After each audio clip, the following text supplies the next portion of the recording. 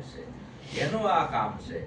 બાકી તો એક રાતનો ઉપદેશ લઈ લીધો, તમને એવું લાગી ગયું કે હારું મેં બધું જાણી લીધું, નામ રૂપ ગુણનો નાશ ને ચોથું પદ અવિનાશ ને ડબો બોલે ને ડબી બોલે ને ઢોલકા બોલે ને પંખો બોલે ને નળિયા બોલે ને બત્તી બોલે ને કાંઈ બોલતું નથી. ભલામણા તને વ્યામ છે, જડ વસ્તુ કોઈથી બોલે નહીં.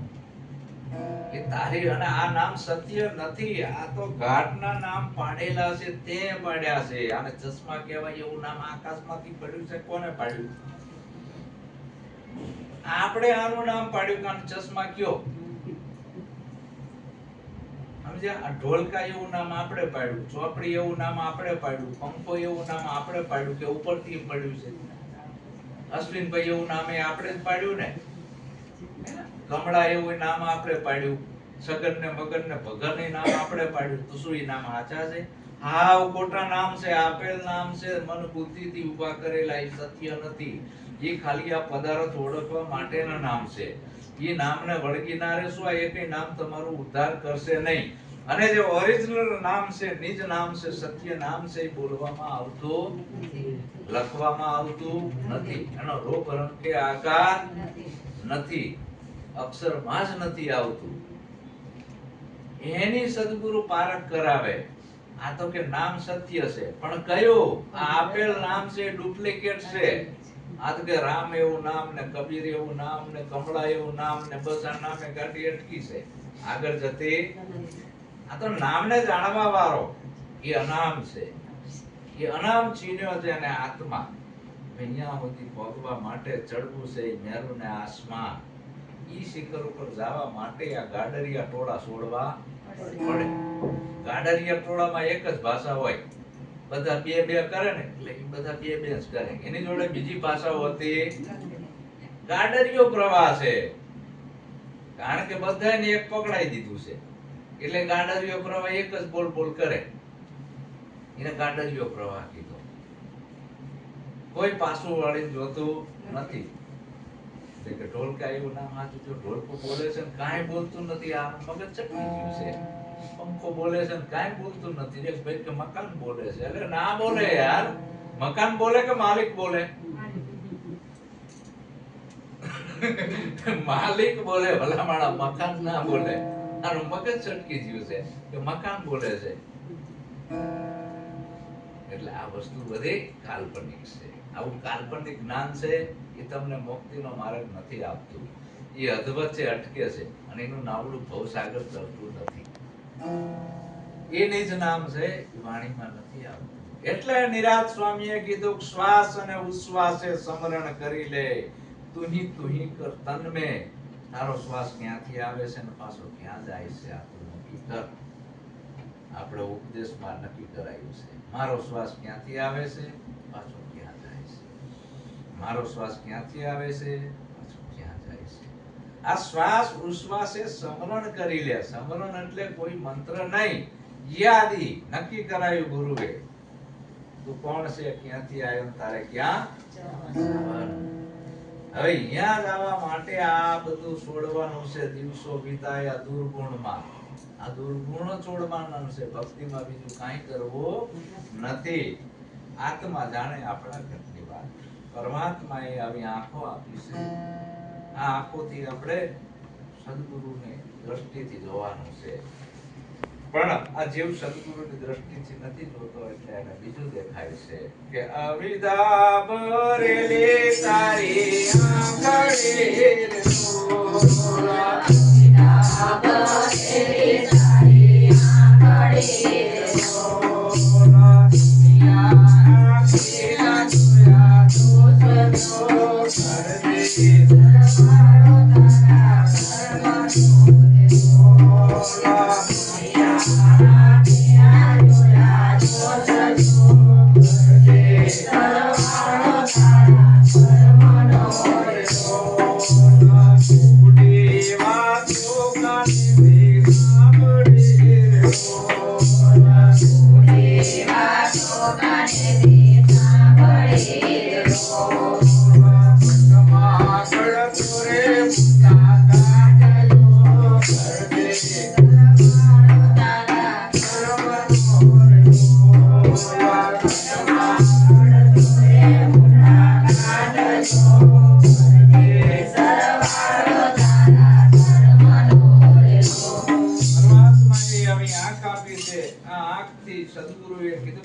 પરમાત્માના દર્શન કરજે.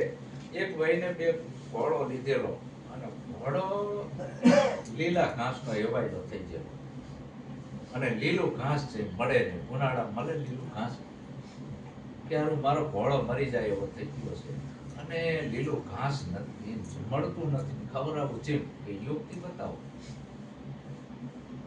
ભગવાન નાખી લીલું ઘાસ નથી ખાતો, યુક્તિ બતાવો કે ખાઈ તો બતાવો તો હારું ના ઘોડો મરવા પડ્યું છે. લીલા કલરના ચશ્મા પહેરાઈ દીધા ઘોડા. કેવા? લીલા કલરના. બધું લીલું લીલું જ દેખાય ને, આપણને કઈક બીજું દેખાય છે. આપણે ગુરુમુખી ચશ્મા પહેરાયા ગુરુએ. અણુ અણુમાં પરમાત્મા એક જ છે કે નોખો છે કે અલગ અલગ હોય? એક જ હોય, બધામાં એક જ છે. એમ ઓલા ઘોડાને લીલા ચશ્મા પહેરાયા પછી કૂકું ઘાસ નાખ્યું ને તેને લીલા કલરનું દેખાણું, ખાવા મટી ગયો અને બચી ગયો ઘોડો. એમ જો આપણે બચવું હોય ગુરુમુખી ચશ્મા પહેરવાના છે એટલે નોખું નોખું ના દેખાય. પરમાત્મા એક જ છે, જુદો નથી.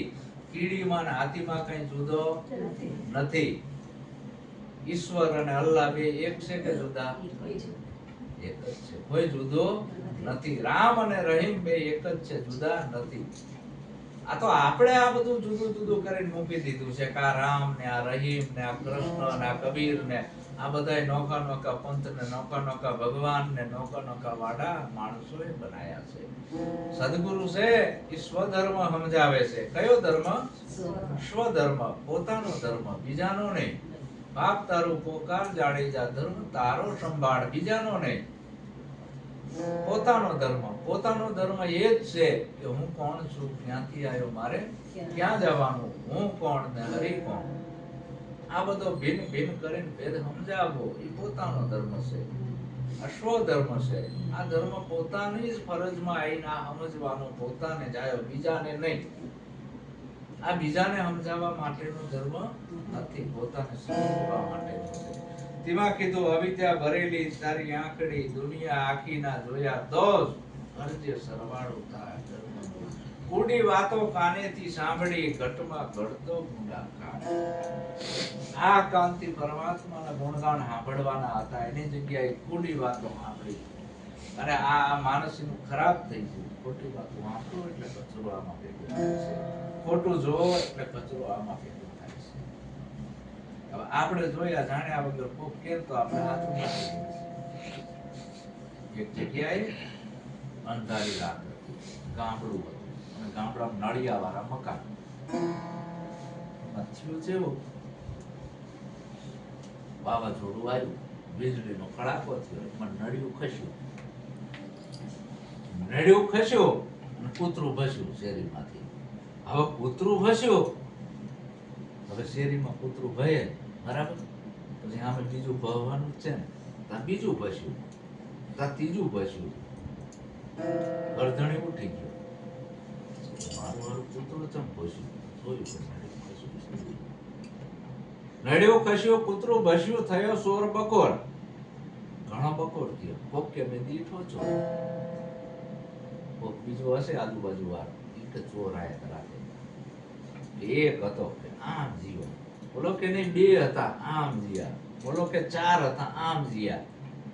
જો આ કીધા કીધાની વાતો ખાલી આમ જીયા. થયો સોર બકોર, ગામ ભેગું થયું કે ભાઈ આ અવાજ પેલું કૂતરું ભસ્યું ક્યાંથી? કે મુકાના ઘર આગળ. હાલો એના ઘરે. ભાઈ તારા ઘરેથી કૂતરું ભસ્યું, કારણ શું થયું? કશું નહીં કે વાવાઝોડું આવ્યું, વીજળીનો કડાકો થયો ને એમાં નળિયું ખસ્યું ને એમાં કૂતરું ભડક્યું ને એટલે ભસ્યું. વાતમાં કઈ હતો નહીં. આ આવરીતા ભક્તિને ચોરી ચીકણી કરી નાખી છે આ ધર્મગુરુએ. સમજ્યા? વાતમાં કઈ નથી, બસ પોતાના સ્વરૂપને નક્કી કરી દેવાનું છે. તો આવું જૂઠું બોલીને બગાડી જિંદગી શું કરવાનું? ધર્મને ખાતર, સત્યને ખાતર કોઈ જૂઠું બોલાય? બસ લોકોને સાચો જ માર્ગ બતાવો. સદગુરુ કોઈ ખોટો માર્ગ બતાવતા નથી. વાણીમાં ઘણું છે વિકાર, કરજે સરવાળો તારા. એટલે જયદેવ બાપા કહે છે આ બધી માન બડાઈ મૂકી દો જો આ ભવસાગર પાર ઉતરવું હોય તો કે મનડું ઘેરાણો પછી મન મારે